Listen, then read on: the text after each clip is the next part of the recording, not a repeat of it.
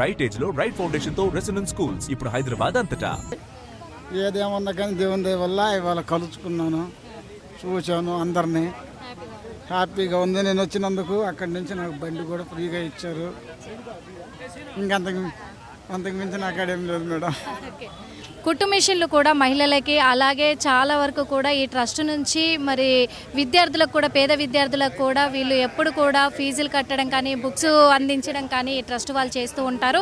ఈరోజు మరి ఎన్టీఆర్ వర్ధంతి సందర్భంగా కూడా ఇక్కడ నిర్వహించడం జరిగింది. మనం చూస్తున్నాము ఎన్టీఆర్ వర్ధంతి సందర్భంగా ఎలాంటి ఫ్లెక్సీలు ఏర్పాటు చేశారు. ఎన్టీఆర్ అనేది కూడా చాలా ఘనంగా ఆయన నటించిన ఎన్నో చిత్రాలు ఆ చిత్రాలలో ఆయన చేసిన పాత్రలని ఇక్కడ అభినయముఖంగా కూడా తెలియజేయడానికి మరోసారి ఇక్కడ ఎన్టీఆర్ వర్ధంతి సందర్భంగా 30వ వర్ధంతి సందర్భంగా కూడా చాలా ఘనంగా ఏర్పాట్లు చేశారు.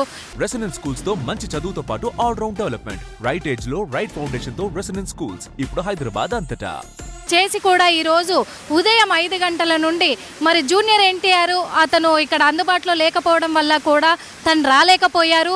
ఆ జూనియర్ ఎన్టీఆర్ రాకపోవడం అనేది కొంచెం బాధాకరంగా ఉన్నప్పటికీ కూడా ఆయన ఎక్కడ ఉన్నా మా తాతయ్యని నేను తలుచుకుంటూనే ఉంటాను, ఆయనకు నివాళులు సమర్పించుకుంటాను అంటున్నారు. ఆయన తరఫున మరి కళ్యాణ్ రామ్ వచ్చి ఇక్కడ అదే టయానికి, ఎందుకంటే ప్రతి సంవత్సరం కూడా జూనియర్ ఎన్టీఆర్, కళ్యాణ్ రామ్ ఇద్దరు కూడా కలిసి వస్తూ ఉంటారు ఇక్కడికి.